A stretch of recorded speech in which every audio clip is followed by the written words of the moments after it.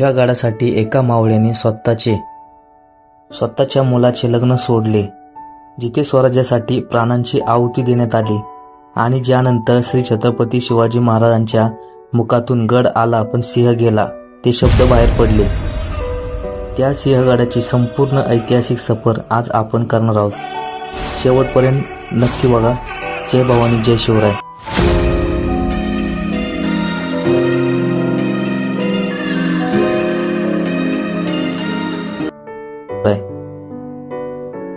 स्वागत आहे तुमच्या या स्लॉर ब्लॉगमध्ये. आज आपण पुणे जिल्ह्यातील सह्याद्रीच्या डोंगर रांगांमध्ये वसलेल्या सिंहगड किल्ल्यावर आलो आहोत.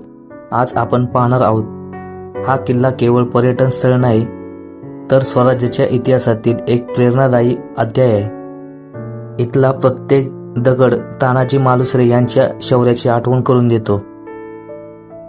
आजच्या या भागात आपण जाणून घेणार आहोत सिंहगडचा इतिहास, कोंढाणा हे नाव कसे पडले, स्वराज्यासाठी या गडाचे महत्त्व काय होते आणि तानाजी मालुसरे यांनी कशी शौर्यगाथा घडवली. चला सुरुवात करूया आपल्या ऐतिहासिक प्रवासाला.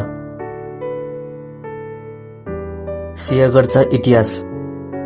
मित्रांनो, आज आपण ज्याला सिंहगड म्हणून ओळखतो त्या किल्ल्याचे प्राचीन नाव होते कोंढाणा किल्ला. हा किल्ला समुद्र सपाटीपासून सुमारे असून पुणे शहराच्या नैऋत्येला सह्याद्री पर्वतरांगांमध्ये वसलेला आहे. इतिहासकारांच्या मते हा किल्ला अनेक राजवटींच्या काळात वापरला गेला.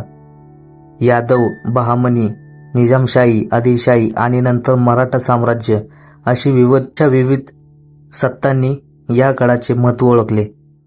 या गडावरून पुणे परिसर, घाटमार्ग आणि आसपासच्या हालचालीवर लक्ष ठेवण्यात येत असल्यामुळे ते लष्करीदृष्ट्या अत्यंत महत्त्वाचा मानला जात असे. मजबूत तटबंदी, उंच कडे आणि नैसर्गिक संरक्षण यामुळे हा किल्ला जिंकणे सोपे नव्हते. स्वराज्यासाठी सिंहगडाचे महत्त्व. श्री छत्रपती शिवाजी महाराजांनी प्रत्येक हा स्वराज्याचा मजबूत आधार होता. त्यापैकी सिंहगडला विशेष महत्त्व होते.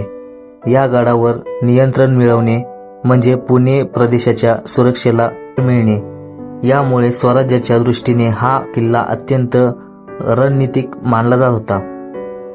इतिहासात अनेक वेळा या गडावर वेगवेगळ्या सत्तांचे नियंत्रण आले, परंतु स्वराज्याच्या विस्तारासाठी तो पुन्हा जिंकणे आवश्यक होते. याच पार्श्वभूमीवर पुढे तानाजी मालुसरे यांच्यावर एक अत्यंत महत्त्वाची जबाबदारी सोपवण्यात आली आणि पुढे मराठी इतिहासातील सर्वात प्रेरणादायी घटनांपैकी एक. तानाजी मालुसरे कोण होते? मित्रांनो, तानाजी मालुसरे हे श्री छत्रपती शिवाजी महाराजांचे अत्यंत विश्वासू, धाडसी आणि पराक्रमी सरदार होते. त्यांचे मूळ गाव उमरटे म्हणजे आजचा रायगड जिल्हा. स्वराज्याच्या उभारणीत त्यांनी अनेक मोहिमांमध्ये सहभाग घेतला. लोकप्रिय परंपरेनुसार कोंढाणा जिंकण्यासाठी पूर्ण मोहीम सुरू झाली. तेव्हा तानाजी आपल्या मुलाच्या विवाहाच्या तयारीत होते. महाराज त्यांना बोलवण्याचे समजताच त्यांनी वैयक्तिक आनंदापेक्षा प्राधान्य दिले. याच संदर्भात लोकांमुळे प्रसिद्ध असलेला भावार्थ असा सांगितला जातो, आधी लगीन कोंढाण्याचं मग रायबाचं. ही ओळ लोकपरंपरेत प्रसिद्ध आहे आणि तानाजींच्या स्वराज्यनिष्ठेचे प्रतीक मानले जाते. कोंढाणा जिंकण्याची मोहीम. कोंढाणा किल्ला अत्यंत मजबूत संरक्षणाखाली होता. उंच कडे, कठीण चढाई आणि दक्ष पहारा यामुळे सरळ हल्ला करणे अवघड होते. तानाजी मालुसरे यांनी आपल्या मावळ्यांसह रात्रीच्या वेळी गुप्त मार्गाने किल्ल्यावर चढाई करण्याचे नियोजन केले. इतिहासात आणि लोकपरंपरेत या मोहिमेबद्दल विविध तपशील आढळतात, परंतु सर्वच कथांमध्ये तानाजींचे धैर्य आणि नेतृत्व अधोरेखित होते. किल्ल्यावर पोचल्यावर मराठा सैन्याने मराठा सैन्याने शिस्तबद्ध पद्धतीने लढाई सुरू केली. प्रत्येक मावळा स्वराज्यासाठी प्राणपणाने लढत होता. तानाजींचे शौर्य. लढाई दरम्यान तानाजी मालुसरे यांनी अतुलनीय शौर्य दाखवले.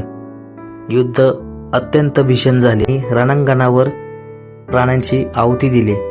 मात्र त्यांच्या बलिदानानंतरही मराठा सैन्य खचले नाही. सूर्याजी मालुसरे आणि इतर मावळ्यांनी लढाई पुढे चालू ठेवली आणि अखेरीस किल्ल्यावर स्वराज्याचा विजय मिळवला. हा विजय केवळ एक किल्ल्याचा नव्हता, तर स्वराज्याचा, आत्मविश्वासाचा आणि संघर्षाचा, जिद्दीचा विषय होता. सिंहगडाचा विजय. मित्रांनो, तानाजी मालुसरे यांनी रणभूमीवर वीरमरण पत्करले, पण त्यांचे बलिदान व्यर्थ गेले नाही. गड आला पण सिंह गेला. इतिहासात प्रसिद्ध असलेला प्रसंग असा सांगितला जातो की विजयाची बातमी श्री छत्रपती शिवाजी महाराजांपर्यंत पोचली तेव्हा त्यांना तानाजी मालुसरे यांच्या वीरमरणाचीही माहिती मिळाली. त्या दुःखद क्षणी महाराजांनी गड आला पण सिंह गेला असे उद्गार काढल्याने या एका वाक्यात विजयाचा आनंद आणि विश्वासू सहकार्याला गमावल्याचे दुःख दोन्ही व्यक्त होते. यानंतर कोंढाणा किल्ला सिंहगड या नावाने ओळखला जाऊ लागला. सिंहगडाचे ऐतिहासिक महत्त्व. सिंहगड हा महाराष्ट्राच्या इतिहासातील प्रेरणास्थान आहे. येथे आपले शौर्य, निष्ठा, नेतृत्व यासाठी केलेल्या त्यागाची प्रेरणा मिळते. आज दरवर्षी हजारो पर्यटक, ट्रेकर्स आणि इतिहासप्रेमी या गडाला भेट देतात. गडावरील प्रत्येक तटबंदी, दरवाजा आणि बुरुज स्वराज्याच्या गौरवशाली इतिहासाची आठवण करून देतो. मित्रांनो, आजच्या भागात आपण सिंहगडचा इतिहास, तानाजी मालुसरे यांचा अद्वितीय पराक्रम आणि या गडाचे ऐतिहासिक महत्त्व जाणून घेतले. पण अजून आपली सिंहगड सफर पूर्ण झाली नाही. सिंहगडला कसे जायचे? सिंहगड किल्ला पुण्यापासून सुमारे 35 किलोमीटर अंतरावर आहे. पुण्यातून खडकवासला परिसरापर्यंत बस सेवा उपलब्ध आहे. पुढे स्थानिक वाहन किंवा पायी ट्रेक करू शकता. आतकरवाडीपासून पायी चढाई लोकप्रिय आहे. साधारण 1.5 ते 2 तास लागू शकतात. पुणे दरवाजा. सिंहगडचा हा प्रमुख प्रवेशद्वार आहे. मजबूत दगडी बांधकाम आणि वळणदार रचना पाहून त्या काळातील संरक्षण व्यवस्था समजते. येथून गडात प्रवेश करताना इतिहासाची जाणीव होते. कल्याण दरवाजा. कल्याण दरवाजा हा गडावरील आणखी एक महत्त्वाचा प्रवेश मार्ग आहे. या दरवाजाची रचना संरक्षणाच्या दृष्टीने करण्यात आली. आजही हा दरवाजा इतिहासप्रेमींसाठी आकर्षणाचे केंद्र आहे. तानाजी मालुसरे यांचे स्मारक. हे स्मारक तानाजी मालुसरे यांच्या अद्वितीय शौर्याची आठवण करून देते. येथे अनेक पर्यटन तानाजींना अभिवादन करतात आणि त्यांच्या बलिदानाची आठवण ठेवतात. कोंढाणेश्वर मंदिर. सिंहगडवरील हे प्राचीन शिव मंदिर आहे. मंदिरातील शांत वातावरण आणि सभोवतालचा निसर्ग मन प्रसन्न. पाण्याचा महत्त्वाचा स्रोत. पूर्वी सैनिक आणि रहिवाशींसाठी या टाक्यांचा उपयोग होत असे. आजही या टाक्या गडावर इतिहासाची साक्ष देतात. झुंजार बुरुज आणि विहंगम दृश्य. येथून संपूर्ण सह्याद्री पर्वतरांगा आणि खडकवासला परिसराचे अप्रतिम दृश्य दिसते. पावसाळा आणि हिवाळ्यात हे दृश्य विशेष आकर्षक असते. त्याच्या जवळची पर्यटन स्थळे खडकवासला धरण, पानशेत धरण, राजगड किल्ला, तोरणा किल्ला. पुणे शहरातील शनिवारवाडा आणि सारसबाग. प्रवासाचे टिप्स. सकाळ सकाळ लवकर भेट द्या. ट्रेकिंग शूज वापरा. पुरेसे पाणी सोबत ठेवा. ऐतिहासिक वास्तूंचे जतन करा. कचरा टाकू नका.